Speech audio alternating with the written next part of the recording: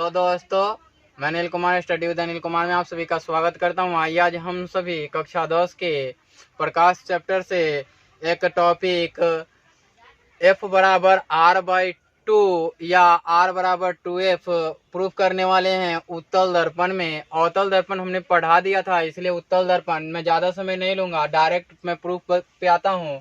तो आइए आप लोगों के समकक्ष मैं एक उत्तल दर्पण लेता हूँ। मैं इसमें ज़्यादा कुछ लिखूंगा नहीं, और उत्तल दर्पण हमने ले लिया और डायरेक्टली प्रधान एक्सिस खींच लिया। एम डैश नाम का मैंने क्या किया, एक उत्तल दर्पण ले लिया और इस पे कहीं बिंदु ध्रुव मान लिया P, और इसके वक्रता केंद्र से मिलाया तो x और x डैश एक्सिस का निर्माण हुआ, और यहाँ इसके मध्य में फोकस बिंदु बनेगा। ये मैं बता रहा हूँ, आपको प्रूफ करके भी दिखाऊंगा। एक प्रकाश किरण यहाँ से आपतित होंगी, तो यहाँ से आपतित होने वाली प्रकाश किरणें समान एंगल बना करके परावर्तित होंगी, और मैं इस किरण को फोकस से परावर्तित किरण को फोकस से गुजारूंगा तो ये इस प्रकार से जाएंगे, और मैं इस पर लंब डालने का प्रयास करूं तो लंब डालते ही आप पाएंगे कि इस प्रकार से ये लंब बनेगा, और इस लंब को मैं पीछे की ओर बढ़ाऊंगा तो ये वाला वक्रता केंद्र से होकर गुजरेगी, है ना। तो आपको पता है कि ये IR इंसिडेंट रे और ये IP इंसिडेंट पॉइंट, और ये वाला होगा रिफ्लेक्टेड रे, और ये वाला नॉर्मल हो गया। नॉर्मल इट मीन्स अभिलंब हो। अब आप जानते हैं कि ये वाला एंगल I बनता है और ये वाला एंगल R बनता है ना। तो मैं लिखना चाहूं तो थोड़ा लिख दूं यहाँ M डैश क्या है, एक उत्तल दर्पण है ना। फिर है नहीं भी लिखे तो चलेगा। अगला मैं देखिए क्या लिखता हूं कि P दर्पण का ध्रुव। अब मैं बता दूं कि P हो गया, और C दर्पण का वक्रता केंद्र, या केवल वक्रता केंद्र भी लिख सकते हैं, है ना। और P ध्रुव लिख सकते हैं, वक्रता केंद्र ही केवल लिखे, वक्रता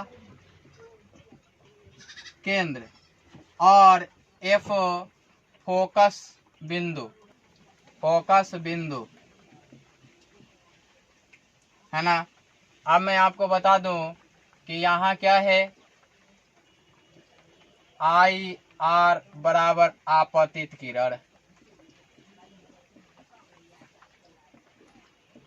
मैं चाहता तो लिख के भी ला सकता था पहले से। यहाँ देखिए IR, पहले तो IR के बाद RR लिखें तो परावर्तित किरण,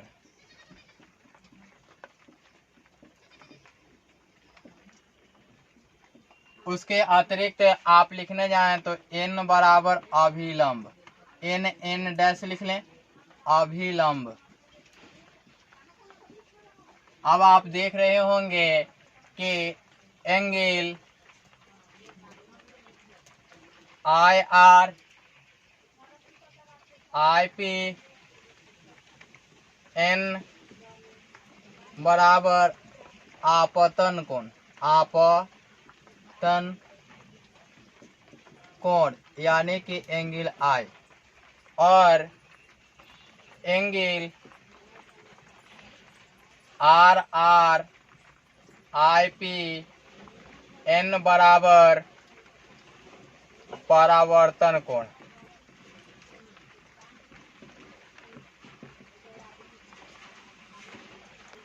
अब मैं इसके आगे इसका पार्ट लिखूंगा, है ना। तो लिखूं ऊपर से मैं कि पी एफ बराबर फोकस दूरी, इसे मैं स्मॉल एफ लेता हूं। अब पी सी बराबर क्या लिख दूं? पी सी बराबर वक्रता त्रिज्या, और इसको मैंने आर से डिनोट कर दिया। अब इतने की ही जरूरत है, ज्यादा जरूरत नहीं है ना। अब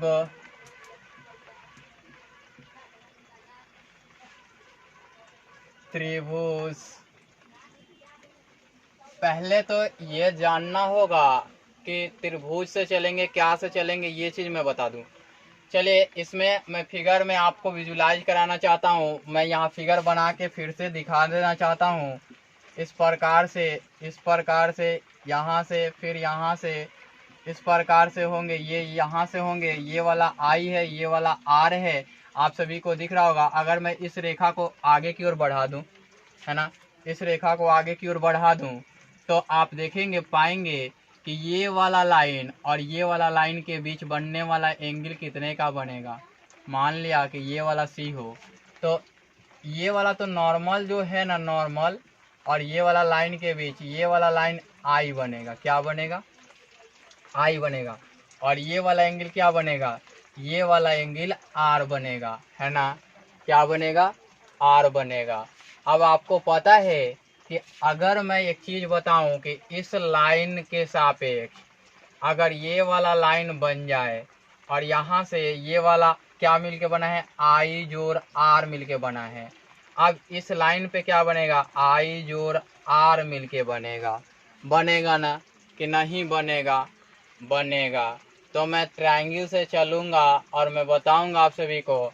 अब देखिए कि यहाँ से एक रेखा इससे बनी हुई है, ये वाला एंगल कितना है? आर है, तो ये वाला एंगल आई बनेगा ही बनेगा। क्योंकि आप जानते हैं ट्रायंगल में इस प्रकार से हो तो ये वाला एंगल और ये वाला एंगल इसके बराबर होता है। ये एक्स और ये वाई हो तो ये एक्स प्लस वाई हो जाता है। आप जानते हैं? नहीं जानते हैं तो माने कि किसी भी ट्रायंगल में सुदूर स्थित दो कोण के योग बाह्य कोण के बराबर होते हैं, ऐसा होता है।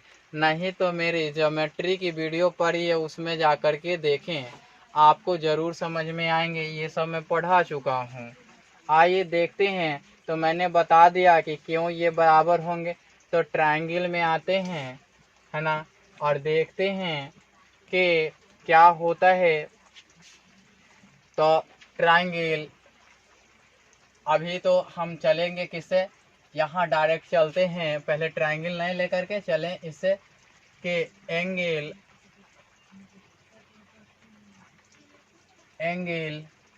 आई R I P N equal to किसके बराबर होंगे? इसके बराबर। तो आई आर पी नहीं, इसके समकक्ष ले, इसके समकक्ष, है ना। ये लाइन इसको बढ़ाने के बाद ये मिली है, परावर्तित किरण है। परावर्तित किरण को मतलब कि ये आगे की ओर बढ़ाई गई है तब मिली है।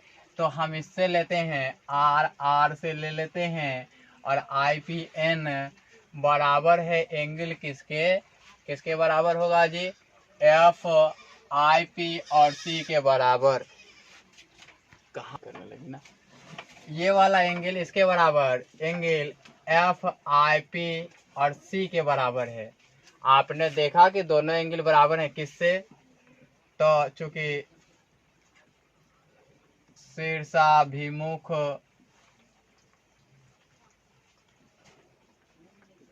कोण से, है ना। और कौन से एंगल? ये वाली एंगल। तो मैं आता हूं तो बताता हूं कि angle R R I P और आई आर इक्वल टू होगा एंगल किसके? आई पी एफ सी के। किससे भाई? तो ये होगा एकांतर कोण से। किससे? चूंकि एकांतर अब ये एंगल एकांतर कोण से बराबर हो गए, ये एंगल एकांतर कोण से बराबर हो गए। तो मैं आपको बताऊं कि ये वाला इक्वेशंस एक माने तो ये वाला इक्वेशंस दो मान सकते हैं, है ना। ये वाला इक्वेशंस दो मान सकते हैं। अब किससे चलेंगे, अब त्रिभुज किससे, त्रिभुज IPFC से, है ना। अब इससे त्रिभुज से चलेंगे तो आप देख रहे होंगे कि ये वाला एंगल, है ना, दिया हुआ है और ये वाला एंगल दिया हुआ है ना। तो आप जानते हैं कि एंगल कौन सा, एंगल FIPC, है ना। ये वाला एंगल और ये वाला एंगल ऐड करते हैं plus angle FCIP equal to किसके बराबर है, एंगल IPFC के बराबर है ना।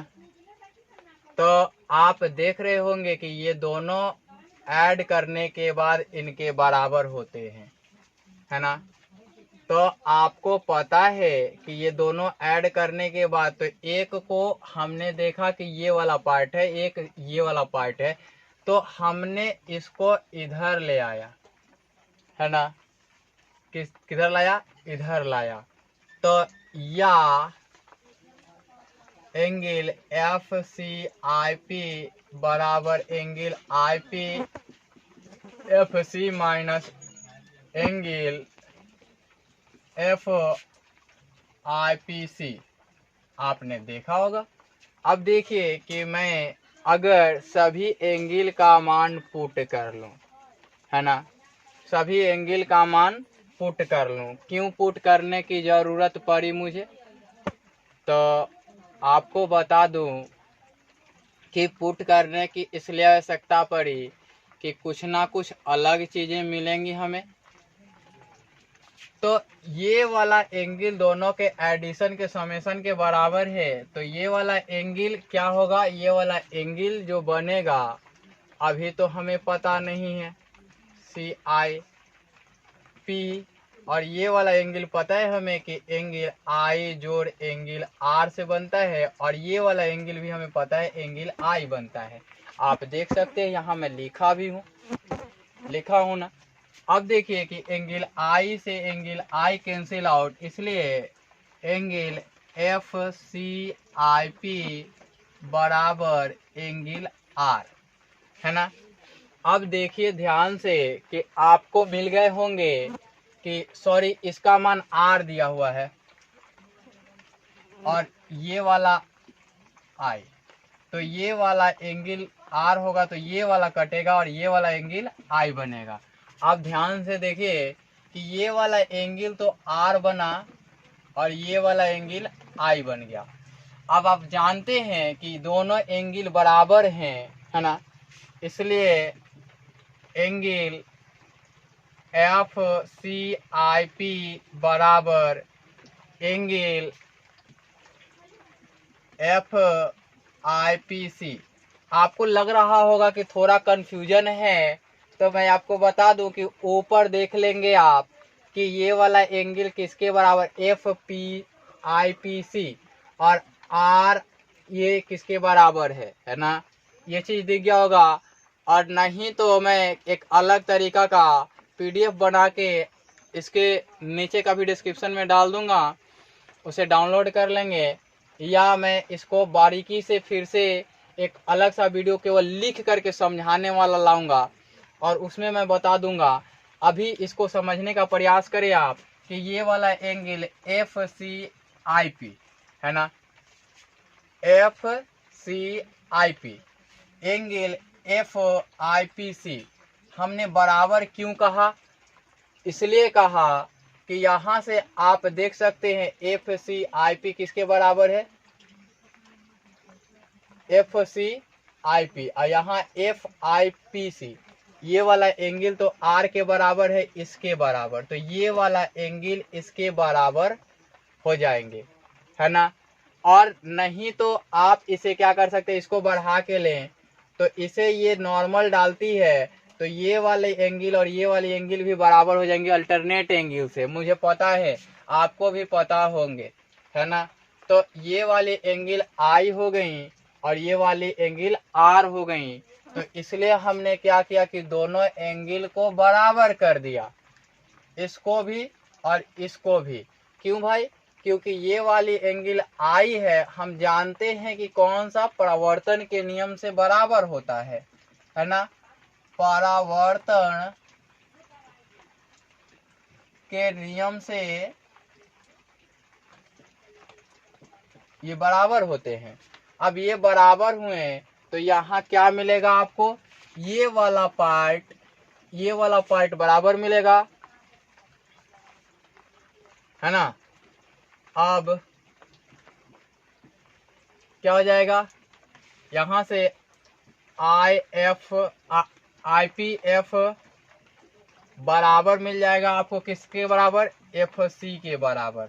अब आई पी बिंदु पी के काफी निकट हो, है ना, तो हो जाएगा ये पी एफ बराबर एफ सी, और यहाँ लिख लेंगे चूंकि आई पी